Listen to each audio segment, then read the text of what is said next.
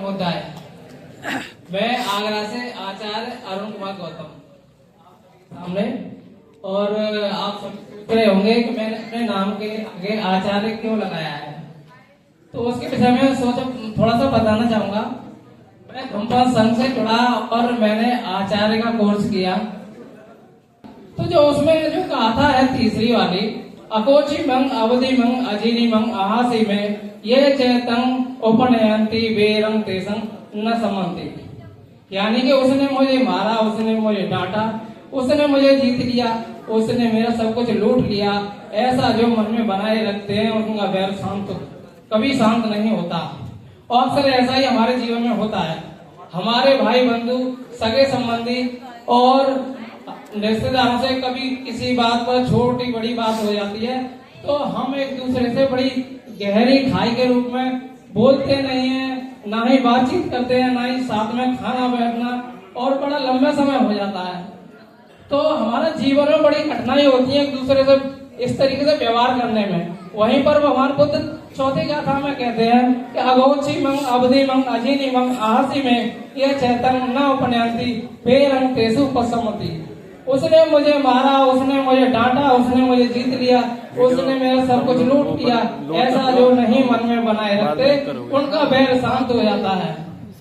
तब हमने ये कोर्स किया तो ये गाथा का अर्थ समझा, सही मायने में धम्म को किस तरीके से जीवन में अप्लाई करें।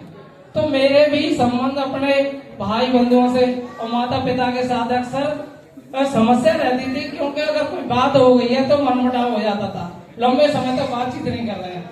जब ये कोर्स किया तो सही मायने में भगवान बुद्ध के संदेश से अपने जीवन में अप्लाई किए और सभी के साथ मेरे संबंध अच्छे होने शुरू हो गए। मेरे पड़ोसियों से भी आज तक कोई जब से संघ से जुड़ा कभी झगड़ा नहीं हुआ।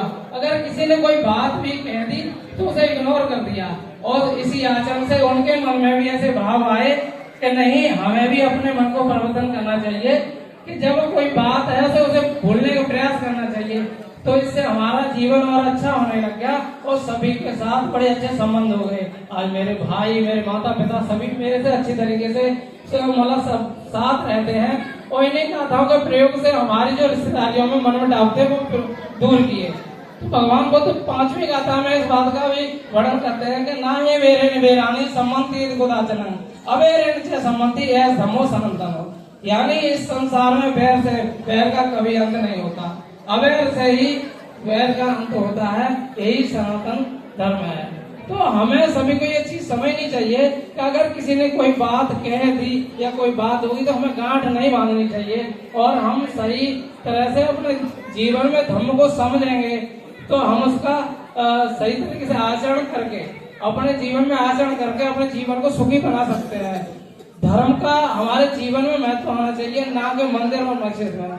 सभी जब हम धर्म को अपने जीवन में आचरण में लाएंगे तभी अपने जीवन को सही बना सकते हैं। तो यही मैं कहूँगा, धम्म संघ से जुड़े और कोर्स करें और सही धम्म को समझें, अपने जीवन में आचरण करके अपने जीवन को सुखी बनाएं। सभी को एक बार पुनः से जय भीम, नमो बुद्धाय।